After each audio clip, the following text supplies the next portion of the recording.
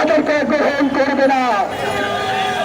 আমরা গতকাল দেখতে পেয়েছি 4 জন উপদেষ্টা নতুন ভাবে শপথ গ্রহণ করেছে।